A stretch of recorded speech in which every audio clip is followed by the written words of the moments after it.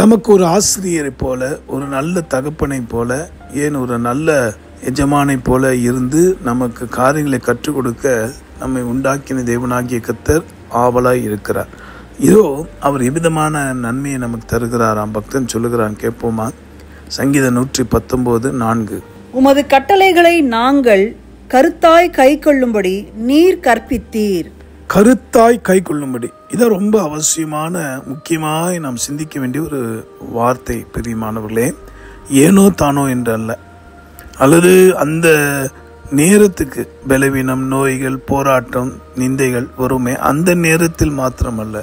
சொல்றார் பக்தன், கருத்தாய் கை கொள்ளும்படி நீர் கற்பித்தீர். பிரியமானவர்களே, கருத்தாய் என்றால் என்ன அர்த்தம்? எல்லா சூழ்நிலையிலும் வியாதி வந்தாலும் இல்லாமல் போனாலும், தோல்வி இருந்தாலும் இல்லாமல் போனாலும், எதிர்பார்த்த நன்மை நடந்தாலும் நடக்காமல் போனாலும், ஆண்டவராகிய இயேசு கிறிஸ்துவின் வார்த்தைகளை உறுதியாய் பற்றி கொண்டு நடப்போமானால் அவருடைய அந்த கற்பித்தல், அவர் ஒரு நல்ல ஆசிரியர், நமக்கு எல்லா ஞானத்தோடு ஆவியான உதவியோடு நமக்கு சொல்லிக் கொடுப்பார்.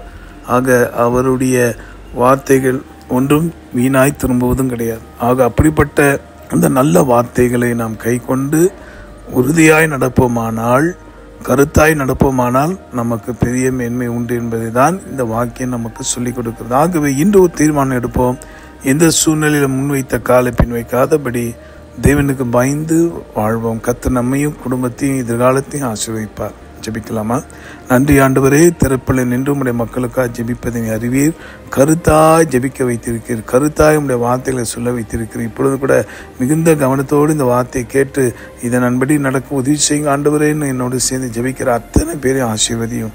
சகல பலவீனங்கள், நடைய கோணலாக்க பார்க்குற நோய்கள், பலவீனங்கள், கடன் சுமைகளாக அகற்றி கர்த்தர் அவர்களை ஸ்திரப்படுத்துவீராக.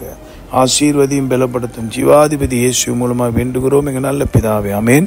உங்களுக்காக திறப்பில் என்று ஜெபிக்கிற உங்கள் அன்பு சகோதரன் Mani Iyer. God bless you.